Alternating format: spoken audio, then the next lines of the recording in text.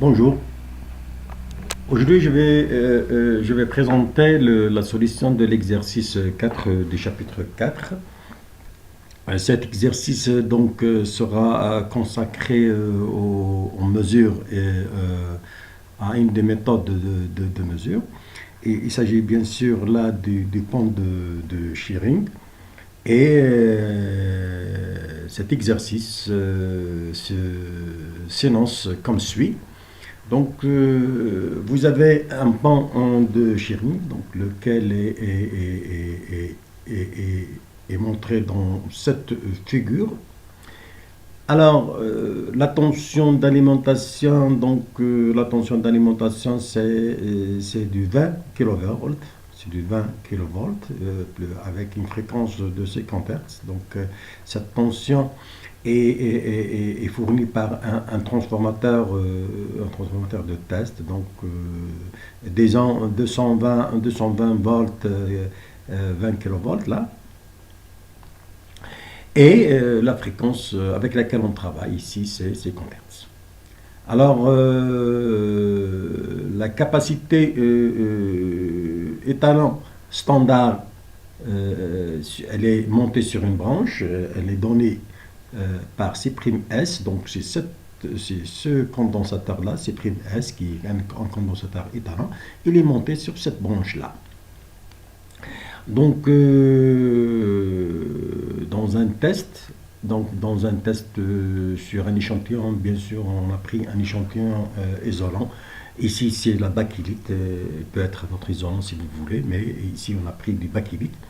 Et on a obtenu l'équilibre par ce détecteur de zéro, donc détecteur d'équilibre si vous voulez l'appeler ainsi. Il a été obtenu pour une capacitance de 0,35 microfarad en parallèle avec une résistance de 318 ohms. Donc le pont de comment dirais-je de shearing a été équilibré, bien sûr, en faisant varier la résistance R2 en parallèle avec la capacité C2. Et cet équilibre a été obtenu pour ces deux valeurs-là. Donc, pour une capacité C2 égale 0,35 microfarad et pour une résistance pure de 318 ohms. Alors, la résistance R1, quant à celle-ci, elle est de 130 ohms, bien sûr, toujours à l'équilibre. Alors, l'échantillon en bakélite ici, l'objet en essai ici, c'est la bakélite, il est représenté par un circuit RC série. Donc, vous avez une résistance et une capacité qui représente notre échantillon. Donc,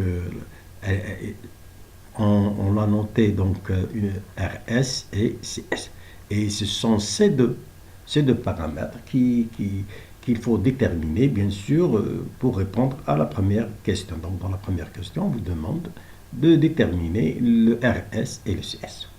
Bien sûr, une fois que ces deux valeurs ont été déterminées, on vous demande aussi de déterminer le facteur de perte qui est la tangente delta.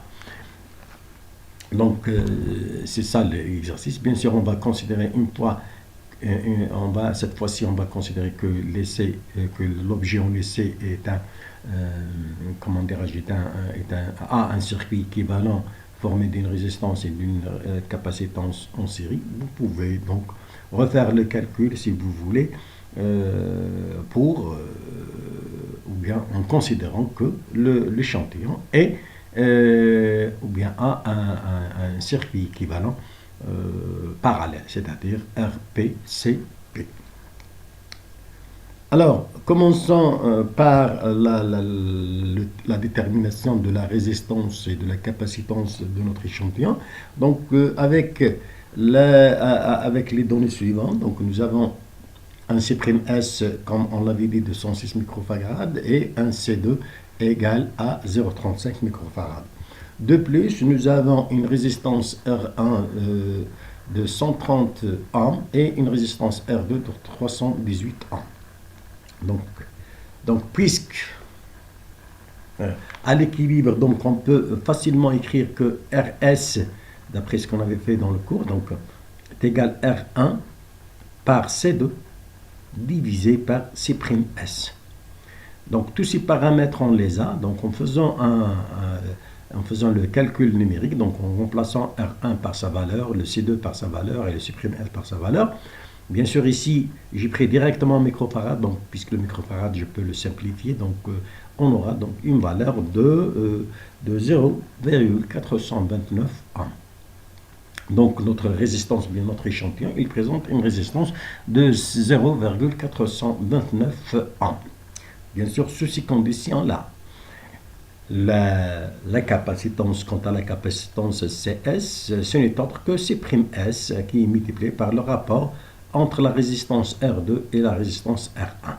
Ce qui vous donne ici une valeur de 259 microfarads. Donc notre échantillon il présente une résistance et il est formé d'une résistance et d'une capacitance en série avec une résistance de 0,429 ohms et une capacitance de 259 microfarads. Donc ce petit calcul-là, qui est d'ailleurs très facile, il répond à la première question. La deuxième question, c'était quelle est la valeur du facteur de perte dans ce cas. Bien sûr, dans le cas où notre échantillon est un circuit et est représenté par un circuit équivalent série. Donc, en faisant bien sûr, en reprenant la formule qui a été faite et démontrée dans la partie théorique, donc vous aurez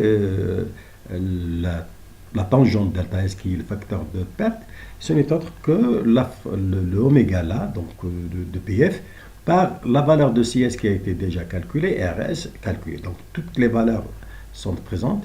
Il suffit de remplacer oméga par 314 et CS par 259 10 puissance moins 6 puisque c'est des microfarads et la résistance de 0,429 et vous allez obtenir que le facteur de perte c'est 0,035 comme valeur du facteur de perte. Donc ce calcul, tout ce calcul a été fait en considérant bien sûr, je répète, que l'échantillon est un circuit équivalent RC série. Donc vous pouvez refaire tout le calcul avec un montage en parallèle, c'est-à-dire de considérer que l'échantillon est un circuit équivalent RC parallèle. Ceci dit, je termine ici, c'est la solution de cet exercice. Je vous remercie pour votre attention et à la prochaine vidéo.